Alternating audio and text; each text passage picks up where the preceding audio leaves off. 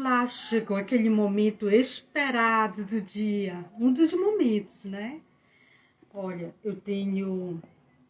você tem o privilégio, né, de abrir sua Bíblia, ou eu vou falar igual a Fabiana Cascal, ou de ouvir, né, essa leitura da Palavra de Deus aqui comigo, se você não tem acesso à sua Bíblia agora. E eu tenho o privilégio de ler, sabendo que você pode estar aí acompanhando comigo essa leitura de Mateus 9. Vamos lá? Jesus cura um paralítico. Entrando Jesus no barco, atravessou o mar e foi para a sua cidade. Alguns homens trouxeram-lhe um paralítico, deitado em sua maca. Vendo a fé que eles tinham, Jesus disse ao paralítico: "Tenha bom ânimo, filho, os seus pecados estão perdoados." Diante disso, alguns mestres da lei disseram a si mesmos: "Este homem está blasfemando." Conhecendo Jesus seus pensamentos, disse-lhes: "Por que vocês pensam maldosamente em seu coração? Que é mais fácil dizer: os seus pecados estão perdoados, ou levante-se e ande. Mas, para que vocês saibam que o Filho do Homem tem na terra autoridade para perdoar pecados, disse ao paralítico: "Levanta-te, pegue a sua maca e vá para casa." Ele se levantou e foi. Vendo isso, a multidão ficou cheia de temor e glorificou a Deus que dera tal autoridade aos homens. O chamado de Mateus. Saindo,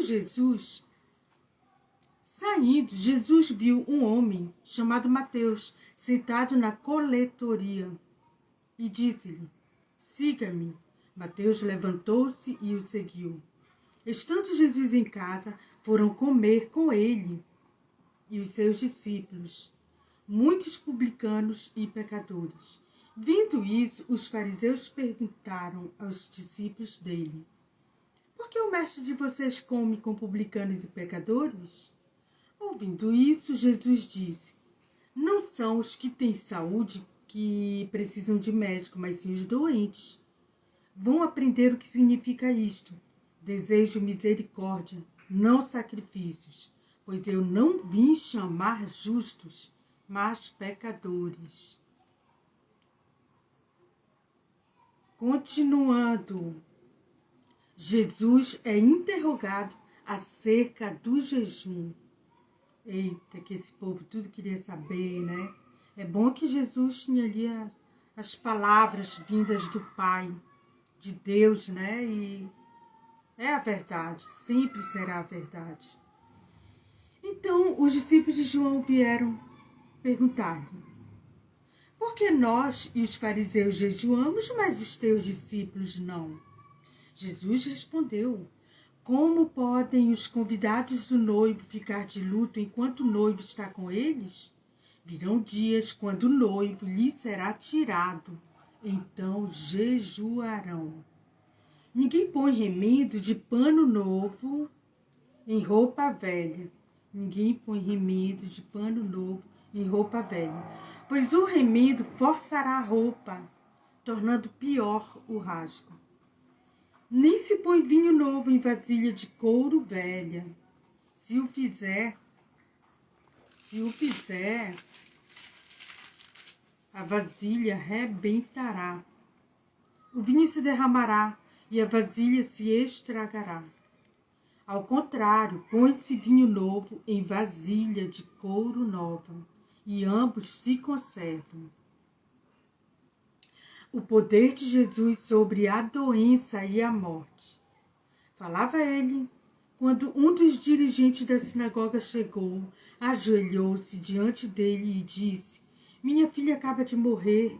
Vem e impõe a tua mão sobre ela, e ela viverá."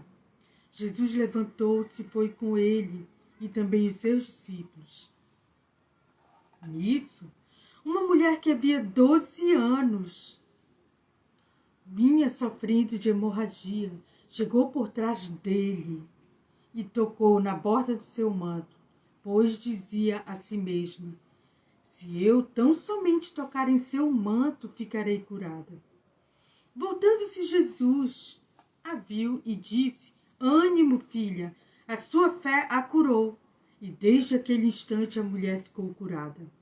Quando ele chegou à casa do dirigente da sinagoga e viu os flautistas e a multidão agitada, disse: